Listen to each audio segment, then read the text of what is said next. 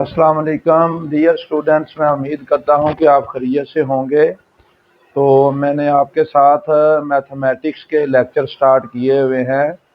तो आज मैंने आपके साथ यूनिट नंबर जो 4 है क्लास 9 का, इसकी एक्सरसाइज 4.1 जो है ये आपके साथ डिस्कस करनी है। तो एक्सरसाइज 4.1 स्टार्ट करने से पहले थोड़ा सा मैं आपको कॉन्सेप्ट दे देता हूं कि कॉमन जो चीज़ है वो क्या होती है। अब इसमें क्या होता है कि हमारे पास अलजबरिक एक्सप्रेशन होते हैं। जब भी हमने अलजबरे का नाम लेना है तो उसमें क्या होता है कि अलजबरिक एक्सप्रेशन का नाम लेना होता है। अलजबरिक एक्सप्रेशन जो होते हैं इसमें हम लेते हैं कि दो अलजबरी जो जुमले हैं, फ़र्ज़ किया कि हमारे पास है 2x+4। अब इसमें दोनों में 2x+4 के अंदर जो दोनों जुमले मैंने बोले हैं 2x+4, अब इसमें 2 कॉमन है। अब कॉमन क्या है 2। इसमें आपके पास क्या आ जाएगा कि 2 जो है ये बाहर आ जाएगा और x+2 ये आपके पास अंदर वैल्यू आ जाएगी। अब इसमें हमने क्या करना है, यूनिट नंबर 4 में और 4.1 एक्सरसाइज में आपने क्या करना है कि फैक्टराइजेशन करनी है। तो फैक्टराइजेशन का मतलब ये होता है कि हमारे पास जो वैल्यू होती है ये प्लस के अंदर होती है या हमारे पास माइनस के अंदर होती है। तो हमने क्या करना होता है, इनको हमने वैल्यू को किसके अंदर लेके आना है, मल्टीप्लिकेशन के अंदर लेके आना होता है। अब मल्टीप्लिकेशन के अंदर जब वैल्यू आ जाती हैं तो फिर हम उनके क्या करते हैं, आगे से फैक्टर बनाना शुरू कर देते हैं। तो डियर स्टूडेंट्स, ये बहुत ही इम्पोर्टेंट आपके पास जो यूनिट नंबर 4 है इसको है हमने करना है। ये आगे जाके भी 10th के अंदर, 11 क्लास के अंदर और आपके पास 12 क्लास के अंदर इसका बहुत ज़्यादा यानी कि इस्तेमाल होगा। अब इसमें जो यूनिट नंबर 4 है हमारे पास, फैक्टराइजेशन एंड अलजेब्रिक मैनिपुलेशन का नाम है ये वाला। अब इसमें क्या करना है कि हमारे पास जो एक्सरसाइज है वो हमारे पास कौन सी एक्सरसाइज हमने स्टार्ट करनी है। एक्सरसाइज जो है वो आपके पास है 4.1 एक्सरसाइज को हमने आज मैंने आपके साथ जो है वो डिस्कस करना है, 4.1 एक्सरसाइज। अब इसका जो क्वेश्चन नंबर 1 है वो क्या है, factorisation by identifying common factor. अब अभी मैंने आपको कॉमन बताया था कि कॉमन क्या होता है। कॉमन ऐसी चीज होती है कि जो हर एक वैल्यू के अंदर या कॉमन हो। अब इसमें क्या है, हमारे पास फर्ज किया क्वेश्चन नंबर 1 है, इसका पार्ट नंबर 1 जो है 6x प्लस आपके पास 12 है। तो इसको क्या करेंगे, अब हम 12 को भी 6 के ऊपर जब डिवाइड करेंगे तो आपके पास क्या आएगा, 2 आएगा। तो इन दोनों में वैल्यू के अंदर दो वैल्यू है हमारे पास, 6x+12। तो 6 हमारे पास कॉमन आ जाएगा, ये 6 कॉमन आ गया। इधर हमारे पास क्या रह जाएगा, अकेला क्या रह जाएगा, x रह जाएगा। और इसके अंदर से जब 6 को कॉमन लेके जाएंगे तो हमारे पास क्या आ जाएगा, 2 आ जाएगा। तो इसका मतलब ये है कि ये हमारे पास क्या आ गया है, ये हमारे पास इसकी ऊपर वाला जो अलजेब्रिक एक्सप्रेशन दिया हुआ था उसकी मैंने फैक्टराइजेशन कर दी है। सेम एज इट जो इसका पार्ट नंबर आपके पास 2 है, ये लिखा हुआ है 15y² + 20y। अब हमने क्या करना है, मैंने आपके साथ कि ये वाला जो है 15 को पहले मैं लिखूंगा 5 × 3, y² को मैं लिखूंगा y × y, 20 को मैंने लिखा है 5 × 4 और इसके साथ y। अब इसमें हमने देखना क्या है कि दो वैल्यू है ये वाली। अब इसमें ये वाला जो हमारे पास है ये 5 है, एक ये वाला 5 और दूसरा आपके पास ये वाला 5। ये दोनों वैल्यू जो हैं ये आपके पास एक तो 5 कॉमन आ जाएगा, इसके अंदर आपके पास क्या हो जाएगा, ये वाली y जो है ये भी, इसके अंदर भी y मौजूद है, इसके अंदर भी y मौजूद है। अब दोनों वैल्यू में गौर से ज़रा अगर हम देखेंगे तो दोनों वैल्यू के अंदर इनके अलावा कोई भी बात जो मैंने सर्कल किए हैं इनके अलावा कोई और चीज जो है वो कॉमन नहीं है। तो हम क्या करेंगे, पहले ये 5 को लिखूंगा, y इधर भी है तो हम क्या, मैं लिखूंगा y लिखूंगा। इधर रह जाएगा ये 3 और इसके साथ ये y रह जाएगा, और इधर जो हमारे पास वैल्यू आ जाएगी ये 4 हमारे पास आ जाएगी। Same as it question number जो फर्स्ट का पार्ट नंबर 3 है, -12x² - 3x। अब इसकी मैंने फैक्टराइजेशन करनी है। 12 को मैं लिखूंगा 3 × 4, और इसमें क्या करूंगा, x² को मैं लिखूंगा x × x, और ये 3x को वैसे का वैसे मैं लिखा रहने दूंगा। अब इसमें क्या है, हमारे पास एक तो ये वाला जो -3 है, जिनको मैं सर्कल कर रहा हूँ, -3 इधर है और -3 हमारे पास इधर है, ये वाली वैल्यू है। उसके बाद हमारे पास ये x वाली वैल्यू आपके पास है, और इधर भी क्या है, x वाली वैल्यू ही आपके पास है। दोनों वैल्यू के अंदर मैंने क्या किया है, -3 को, और इसके साथ ये x इधर भी मौजूद है और ये x इधर भी मौजूद है, तो x को भी मैंने कॉमन ले लिया है। अब इधर वैल्यू रह जाएगी 4 हमारे पास, और ये x रह जाएगा, और ये जो माइनस है, इस माइनस की वजह से ये हमारे पास क्या हो जाएगा, प्लस हो जाएगा। तो ये 3x बाहर कॉमन है माइनस, और इधर सिर्फ जहाँ पे सारी वैल्यू कॉमन चली जाती हैं वहाँ पे हमारे पास क्या रह जाता है, +1 रह जाएगा। सेम एज इट जो इसका पार्ट नंबर 4 है उसको हम देखते हैं। पार्ट नंबर 4 में क्या लिखा हुआ है, 4a⁻2b + 8ab⁻2। अब a² को मैंने क्या लिखा है, a × a, b को वैसे का वैसे लिखा है, फिर 2 × 4, 8 को मैंने लिख दिया 2 × 4, और a इसके साथ वैसे का वैसे आ जाएगा। अब उसके बाद आगे क्या है वैल्यू, ये b का स्क्वायर है तो इसको मैंने लिखा b × b। अब वैसे के जैसे मैं पीछे कर रहा था, सर्कल में करने लगा, जो दोनों वैल्यू मौजूद है, एक तो इधर ये 4a भी मौजूद है और दूसरी वैल्यू के अंदर भी ये 4a मौजूद है। एक तो हमारे पास ये 4a बाहर आ जाएगा। अब इधर एक b है, इधर b² है, तो हमारे पास एक जो b है ये भी क्या आ जाएगी, ये भी हमारे पास क्या बाहर कॉमन जो है ये आ जाएगी। जिन वैल्यू को मैंने रेड सर्कल किया हुआ है, ये दोनों वैल्यू के अंदर से बाहर क्या आ जाएगी, कॉमन आ जाएगी, और बाकी इधर क्या रह जाएगा, इधर ये a रह जाएगा और इसके साथ ये 2 भी रह जाएगा और ये b रह जाएगा। तो जिनको मैंने टिक लगाया है, ये ब्रैकेट के अंदर हमारे पास वैल्यू आ जाएगी, एक a वाली वैल्यू आ जाएगी और ये 2 वैसे का वैसे आ गया, उसके साथ b भी आ जाएगा। तो ये हमारे पास जो है, जिनको मैंने टिक लगाया हुआ है, जो ब्रैकेट के अंदर वैल्यू लिखनी है। पेपर के अंदर आपने ना ही इनको सर्कल करना है और ना ही आपने इनको क्या करना है, टिक लगाना है। इनको हमने क्या करना है, वैसे का वैसे ही कॉमन निकाल के, ये जस्ट समझाने के लिए मैंने आपके साथ ये वाला काम कर दिया है। अब उसके बाद जो 5 पार्ट है, इसमें हमारे पास 3 वैल्यू 1 2 3 वैल्यू दी हुई है।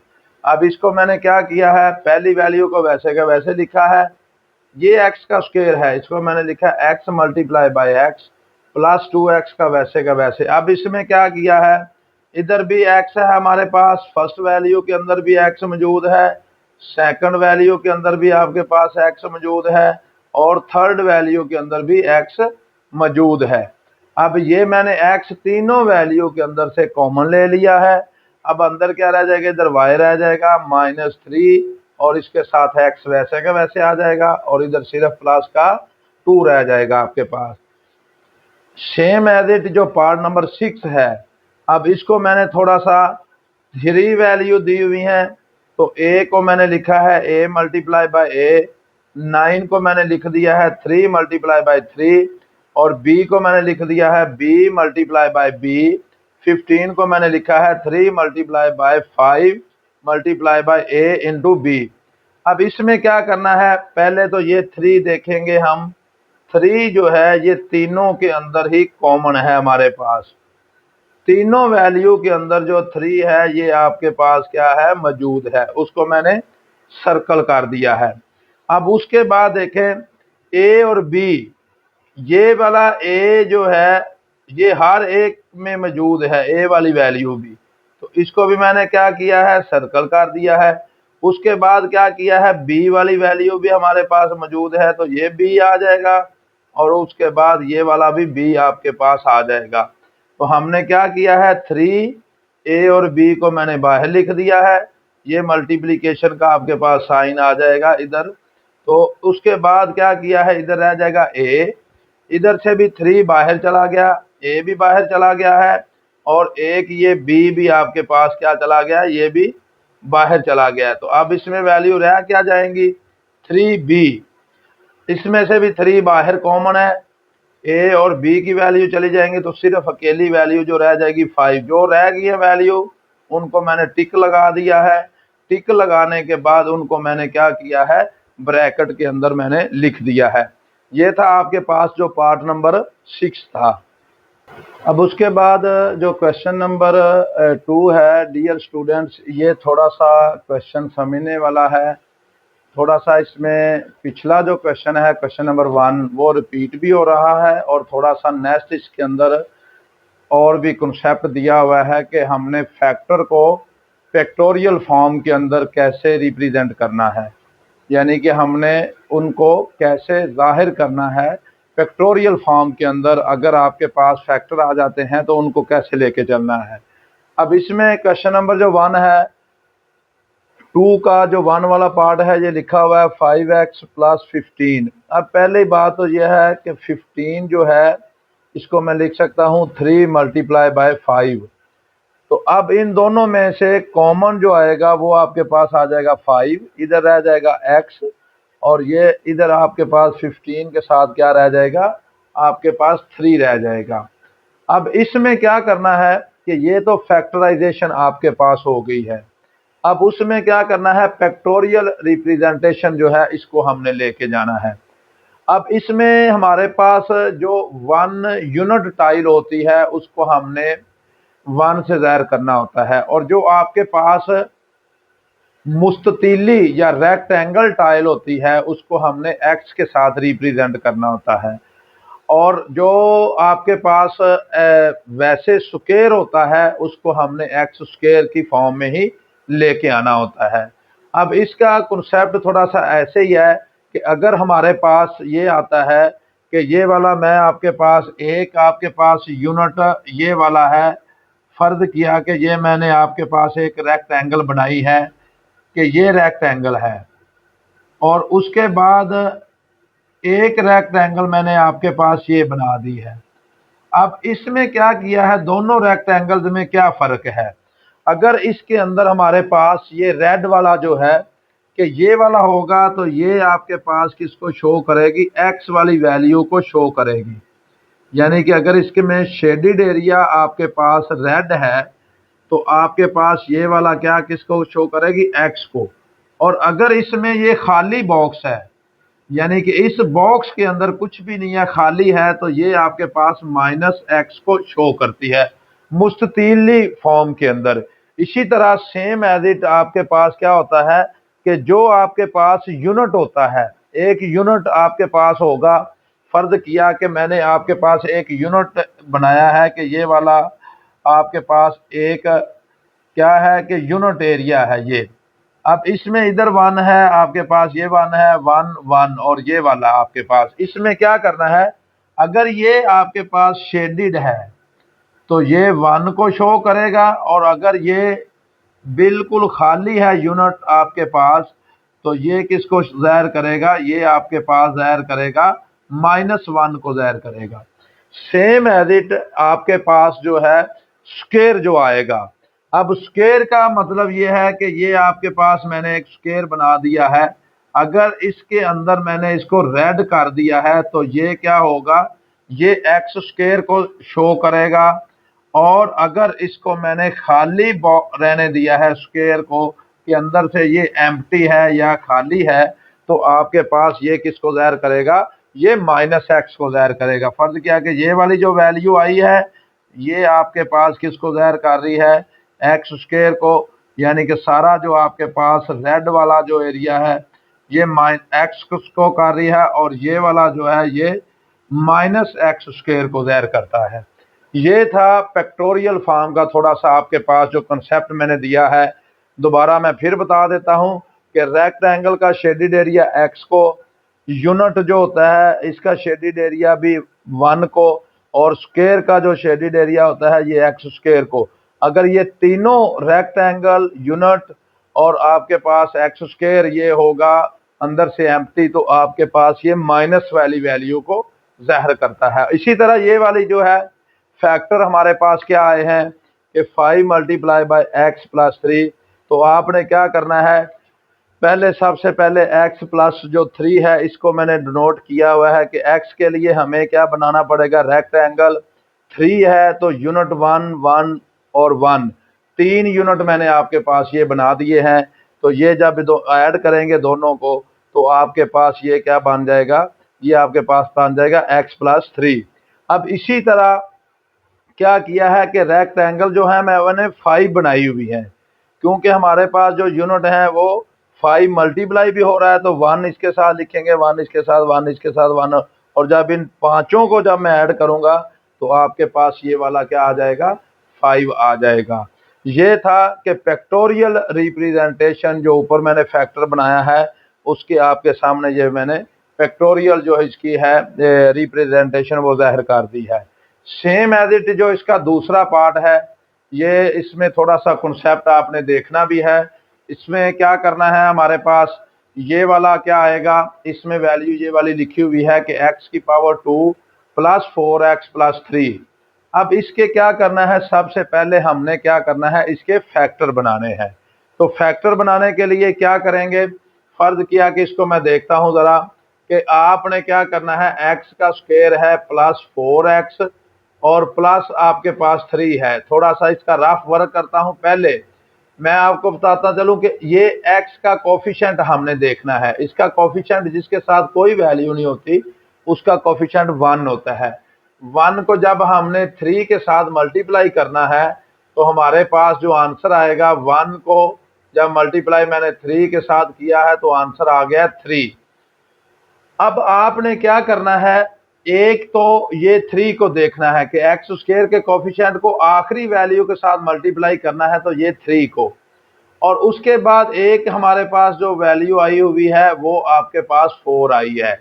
अब क्या करना है, हमने सबसे पहले ये देखना है कि दो वैल्यू आपने सोचनी है अपने दिमाग से, अपने जो है उसको एस्टिमेट आपने लगाना है कि जिनको हम मल्टीप्लाई करें तो हमारे पास क्या आना चाहिए, मल्टीप्लाई करके हमारे पास जो आंसर आना चाहिए वो 3 आना चाहिए। और उन्हीं दोनों वैल्यू को अगर हम प्लस करें या माइनस करें तो आपके पास क्या आना चाहिए, 4 आना चाहिए।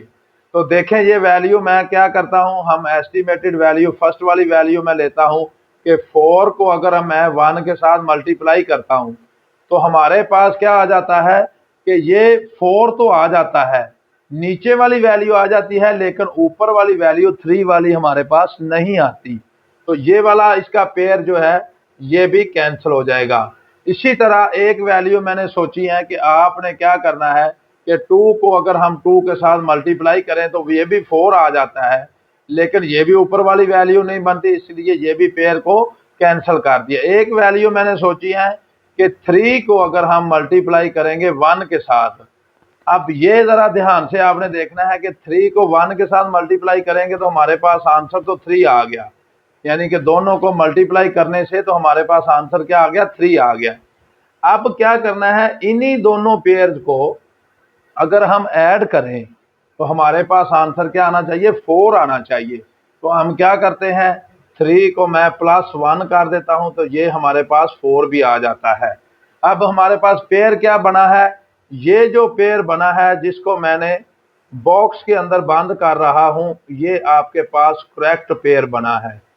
अब इसको मैंने लिखना कैसे है कि इसको मैंने 3 के साथ भी x मिला दिया और 1 के साथ भी आपके पास। अब इसके बाद हमने क्या करना है कि जो दो पेयर बने हैं इनके साथ मैंने क्या किया है, 3 के साथ भी x मिला दिया है, और ये 1 जो है इसको 1 जो पेयर है इसको हम सिंपल क्या करेंगे x, क्योंकि इसका कोफिशिएंट भी 1 है। दूसरे लफ्जों में 4x को मैंने तोड़ के भी लिखा है 3x प्लस x आपके पास। उसके बाद आगे जो +3 है ये वैसे का वैसे लिखा है। अब हमारे पास इसकी फैक्टराइजेशन करनी थोड़ी सी आसान हो जाएगी, यानी कि 3 वैल्यू थी, तीनों वैल्यू के अंदर कुछ कॉमन नहीं था, लेकिन इन तीनों वैल्यू को मैंने क्या किया है 4 के अंदर कन्वर्ट कर लिया है। अब क्या करना है, फर्स्ट वाली दोनों वैल्यू के अंदर मैंने कॉमन ले लिया, इन दोनों के अंदर से, इधर से और इधर से x कॉमन आ जाएगा, इधर एक x रह जाएगा क्योंकि x स्क्वायर है, और ये +3 वैसे का वैसे आ जाएगा। जिन वैल्यू में कोई वैल्यू नहीं होती कॉमन, उनमें से 1 हम कॉमन ले लेते हैं, इधर x रह जाता है और ये 3 रह जाता है। यहाँ पे भी एक बात जो याद करने वाली वो ये है कि अगर आपके पास ये वाले पेयर आपके सही बने हुए हैं तो ये वाली वैल्यू और ये दोनों वैल्यू सेम आएंगी। अब इन दोनों में से ये कॉमन आ गई है बाहर, इधर ये x रह जाएगा और ये 1 आपके पास वैसे का वैसे आ जाएगा। ये तो थी कि इसकी मैंने फैक्टराइजेशन कर दी है। अब हमने आगे इसको फैक्टोरियल फॉर्म रिप्रेजेंटेशन के अंदर लेके आना है। तो हमारे पास क्या है, पहले सबसे पहले मैंने x+3 को हमने करना है। तो आपको पता है कि ये रेक्टेंगल बनेगी, x को रिप्रेजेंट करती है, और उसके बाद ये जो है 1 यूनिट मैंने बॉक्स बना दिए हैं। कितने बॉक्स बनेंगे 3, तो आपके पास क्योंकि x+3 है तो इसको हम 3 बॉक्स बनाएंगे। तो अब इसमें क्या करना है कि आपके पास ये तो फर्स्ट वाला जो फैक्टर है ये तो आ गया इधर। अब उसके बाद है x+1, x के लिए हमारे पास रेक्टेंगल ये वाली बनेगी और +1 के लिए हमारे पास ये आ जाएगा। तो ये जब इन दोनों को ऐड करेंगे तो ये हमारे पास x+1 भी आ जाएगा। और अगर हम इसको देखें इस वाली वैल्यू को, तो ये सारी अंदर ये x² आपके पास है, तो 4x ये वाला है, एक x है 2 4 2 3 4x आ जाएगा, और +3 भी आपके पास ये वाला भी आ जाएगा। ये वाला ऊपर वाला जो क्वेश्चन है ये भी आपके पास फैक्टोरियल जो रिप्रेजेंटेशन के अंदर आपके पास आ गया है। अब उसके बाद पार्ट नंबर 3 है x² + 6x + 8। अब इसमें भी हमने फैक्टराइजेशन करनी है। तो मैंने अभी आपको बताया है कि इसका जो x² का कोफिशिएंट है, इस वैल्यू को हमने एंड वाली वैल्यू जो भी होगी उसके साथ मल्टीप्लाई करना है। तो x² का कोफिशिएंट 1 है, तो इसको मल्टीप्लाई हम किसके साथ करेंगे 8 के साथ, तो आंसर हमारे पास क्या आ जाएगा 8 आएगा।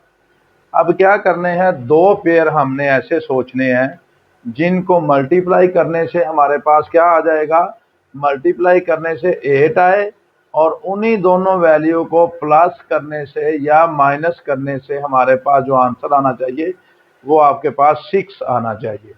अब इसमें क्या है कि वैल्यू को जब मैं 8 को 1 के साथ मल्टीप्लाई करूंगा तो आपके पास 8 आ जाएगा, लेकिन इन दोनों को प्लस माइनस करने से या तो हमारे पास 9 बनेगा या हमारे पास 8 में से 1 को माइनस करेंगे तो वो हमारे पास 7 आएगा। इसका मतलब ये है कि ये वाला जो पेयर है इसको हमने नहीं लेना। अब एक और पेयर मैं देखता हूँ, देखें हमारे पास आ जाता है 4 × 2, तो ये तो हमारे पास आ जाएगा 8, और जब 4 को मैंने प्लस करना है 2 के साथ तो ये भी हमारे पास आंसर क्या आ जाएगा 6 आ जाएगा। प्लस करने से 6 आता है, दोनों को मल्टीप्लाई करने से कितना आता है 8 आता है। तो यही हमारी जो है वो बेसिक रिक्वायरमेंट है कि हमने ये दोनों वैल्यू, अब जो पेयर आए हैं उनके साथ अगर वेरिएबल x होगा तो मैं x लिखूंगा, y होगा तो y लिखूंगा, जो वेरिएबल होगा उसको हमने उसके साथ लिखना है।